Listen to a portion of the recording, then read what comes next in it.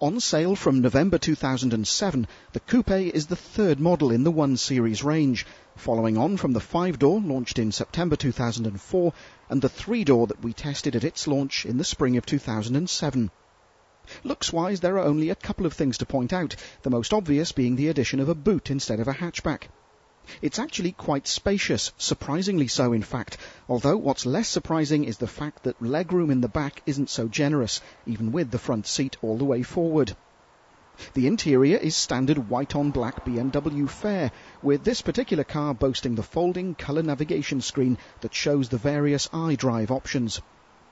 The Coupe comes with a choice of 3 engines, 2 turbo diesels and 1 petrol, and it's those power plants which are really the focus of our video road test. Of the 3 engines available, we sampled 2 at the car's launch. This silver car is the 123D, which boasts the world's most powerful 2-litre 4-cylinder production diesel engine under its long bonnet.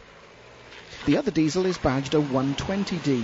Now both are 2-litre engines, but the less powerful of the two pushes out 177 horsepower, while this car has 204. That means a 0 to 62 time of 7 seconds exactly, over half a second quicker than the 120, while top speed is nearly 150 miles an hour, and yet it'll still return 54 to the gallon. The driving experience is as impressive as those figures, although a slightly notchy gear change spoilt things a little if I'm honest. On A and B roads, the 123D thoroughly enjoyed being worked hard. BMW suggest it'll go up against the likes of the Alfa Romeo Brera, Volvo C30 and VW Golf 2-litre TDI, and it's both quicker and more economical than all 3. Its only rival, in fact, in terms of economy, is the 120D, which returns nearly 59 mpg, and yet is also still quicker 0 to 62 than the competition. That outstanding fuel economy is a result of BMW's Efficient Dynamics program, with technology such as stop-start engines, low rolling resistance tyres and brake energy regeneration. Elements of Efficient Dynamics can also be found on the other car we tested, the flagship 135i, although not the stop-start or the tyres. As a result, fuel economy is over 30 miles to the gallon, but you don't buy a car like this because of its lack of thirst. Performance figures are what matter in this particular class, and the 135i doesn't disappoint. Its twin-turbo 3-litre petrol engine produces 306 horsepower, which is good for a 0 to 62 time of just 5.3 seconds, quicker than the Audi S3, Golf R32 and even the Porsche Cayman S.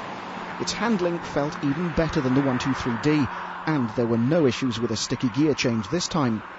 Cross-country, the Coupe was comfortable, well-behaved and almost indecently quick.